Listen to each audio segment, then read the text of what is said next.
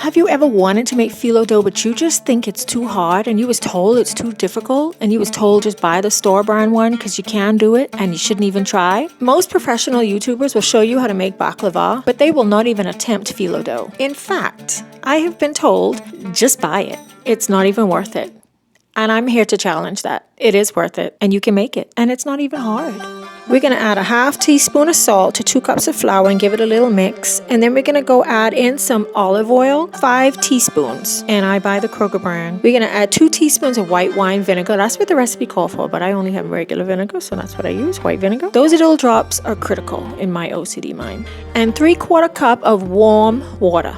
And then you're just going to put your hand in and you're going to just get into it. Just combine this until it all comes together. And then you're going to put it on the counter and you're going to give it a good knead. This recipe actually was pretty perfect. I didn't need any extra flour to knead this. It was just the perfect amount of flour. I would definitely use this recipe again. So here's a little known history lesson about the Bahamas.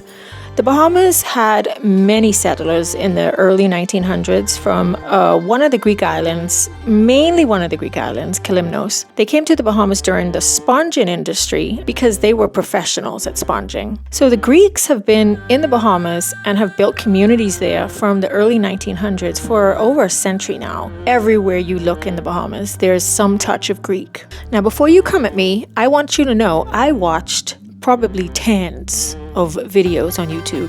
You know, I watched all the Middle Eastern people, all the Greeks, all the Turks, all of them make baklava and phyllo dough. They even have their own dowel rod. These people don't play with their phyllo dough. So I am honored to be showing you how to make this. When I was 7-ish years old, my aunt met this sexy Greek man, my Uncle Mike. Because of my Uncle Mike, I was introduced to the world of Greek cuisine. So you're gonna just knead it, and you're just gonna knead it until it's smooth. If you ain't sure when it's smooth, you just knead it some more. You can't knead it too much, I promise. You can knead it too little, but you can't really knead it too much. So you just keep kneading. And then you're gonna wrap it up into some cling film. You must make sure it stays moist. You're gonna wait at least 1 hour. You can wait a little longer, but at least 1 hour you have to let the dough rest. And while you're waiting, don't just stare at it. Think of all of the sweet and savory, fancy, simple, crunchy, flaky things you can do with your phyllo dough. There's so much stuff you can do with your phyllo. You're gonna be making this all the time. You're gonna use 1/2 cup of cornstarch with 2 tablespoons of flour. Yeah, it's mostly cornstarch is what you're gonna use to roll this out. And first you're gonna cut it into 4s, into 2s, and then 4s, and each 4 you're going to cut into 5s because you want a total of 20 balls. You're going to work in batches of 4. You want 20 balls. You're going to work in batches of 5 layers each and 4 of them. I have no idea. Now, I just be making a mess. I was supposed to buy a scale from a long time. I ain't bought my scale yet. So I just be borrowing from Peter to pay Paul and just messing it up. It ain't gonna work. And you think I would have learned from my other video back in the day, but apparently haven't learned. Some gonna be a little bigger than others. I have to steal from some, marry to the other. Other people have those scales. I told you, well, one day I'm gonna be a big girl and have a scale. 1, 2, 3, 4, 5, 6, 7, 8. But eventually I get more scientific in my methods and it turns out to be pretty even. And it's okay. It doesn't have to be perfectly even. You're gonna be okay. And when you have all your 20 balls of dough, you're gonna make sure they are moist. You're not gonna let them dry out. So you're gonna cover them with cling wrap, a moist towel, whatever you need. And you cannot have enough flour when you roll out. If you think you have too much, you don't. It is extremely important to keep it as floured as you can. You're gonna make your first 5 dough balls into about 6 inches. And then you're gonna put them on top of each other, flatten them out as much as you can, and you're gonna roll this out to about 8 to 10 inches. Then you're gonna separate that and flour again each layer because you can't have them sticking. They have to be separated. They cannot be sticking together. So you're gonna take that now, separate them, flour them, and put them back on top of each other, and you're gonna roll that out until you get them as thin and flat as you can. I distinctly remember the first time I went to a family gathering at his sister's house. First thing we pull up, there's a whole animal on a spit over a fire. That was just so unique to me. And I remember going into the kitchen and I remember this pan and it all had all these pretty diamond shapes. And I think I was given a piece and I just remember trying to hold it in my hand. And as you hold it and you go to bite it and it's just dripping all over your face, and the crunch of the Philo pastry. I never had anything like that. It is seared in my mind as one of the most delicious things I have ever tasted in my life. I have never had a baklava in my life compared to that day. And I have been in awe of baklava and Philo dough. I want to try to be as authentic as I can, and that's why I watch so many videos and I try to make it as plain and simple as possible, no fanciness. According to Google, which I don't know if it's true or not, Philo likely originated in medieval Turkey around the 11th century. Sorry, Becky. It's really Turkish in origin. So Google says. I don't know. So Philo is very paper thin and delicate, and Philo literally means leaf in Greek. So don't fear the tear. If a sheet rips, it doesn't matter. Once you layer it and bake it, you're not going to notice. It's still going to be nice, golden, and delicious. I am so excited I know how to make Philo. Do you know how much Philo pastry costs in the store? You saw my ingredients. No money. Come on now, you can make that yourself. Save that money. Save that money.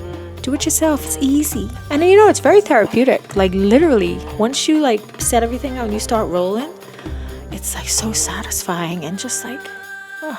All right, let's go through this again.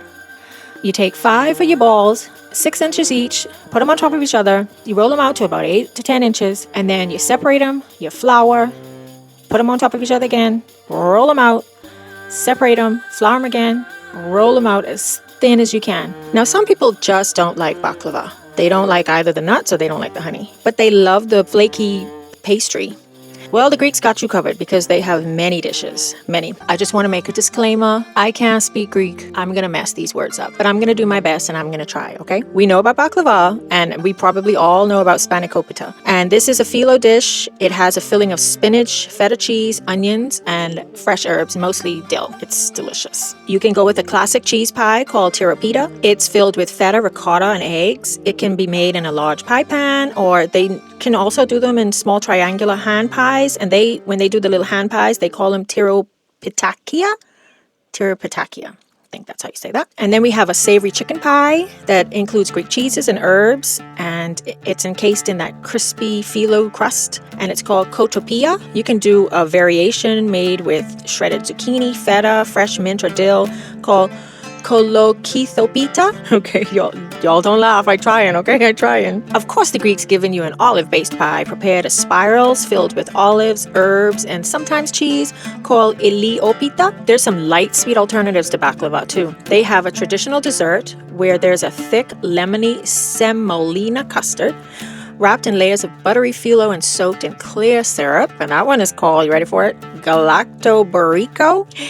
And similar to that I'm not going to say again, you have bugatsa, often served for breakfast. It's a creamy custard filling and heavily dusted with powdered sugar and cinnamon. That sounds good. There's porto kalopita. It's a messy orange cake made by shredding dried Philo sheets into a batter of yogurt and orange juice, and then soaking the finished cake in citrus syrup.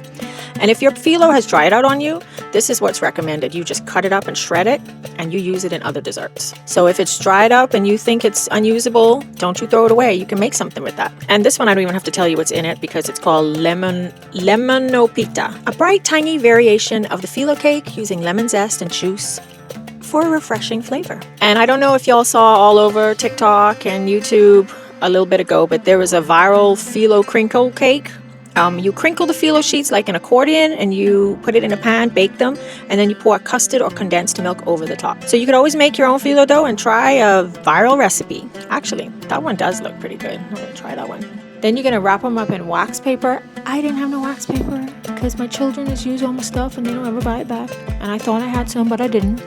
So I wrapped it up in cling foil, and then I found some butcher's paper that my husband had in the closet, so I'm using butcher paper. You can store it in the fridge for 1 week, or you could store it in the freezer for 3 months. So if you stored it in the freezer, you put it in the fridge now overnight or until it thaws out, and then you take it out of the fridge and you use it out of the fridge.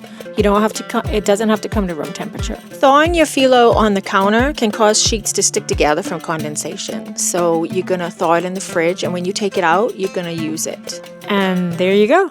you have your phyllo dough. Now, what are you going to do with it? Have you ever tried phyllo dough? Did it come out? Did it not come out? Now, YouTube has picked a video for you, and I have picked a video for you. Can you tell me which one you think I picked for you and which one you think was suggested by YouTube? And comment below and tell me which 2 videos you have so I can kind of know what YouTube randomly picked for you, because everyone's going to get a different video. So I'd be curious to know which of my videos the YouTube algorithm is picking for you. And if you don't tell me, I wouldn't know. So let me know in the comments below. And I got more simple, surprising recipes in these videos. So give them a watch. Let me know your favorite. You got to watch 2 so you can let me know which one you like the best.